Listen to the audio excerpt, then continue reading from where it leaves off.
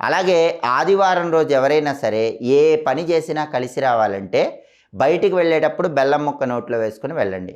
అలాగే ఆదివారం పూట ఇంటి యజమాని ఏం చేయాలంటే ఒక గాజు గ్లాస్ తీసుకోవాలి. ఆ గాజు గ్లాసులో నీళ్లు పోసి దానిలో ఒక నిమ్మకాయ వేసి మీ ఇంటి మెయిన్ ఎంట్రన్స్కి కొంచెం పై భాగంలో ఆ గాజు గ్లాసును ఉంచాలి. అప్పుడు ఇంటి యజమాని చెప్పినట్టు ఇంట్లో వాళ్ళందరూ వింటారు. కుటుంబ సభ్యుల మధ్య అనుకూలత పెరుగుతుంది.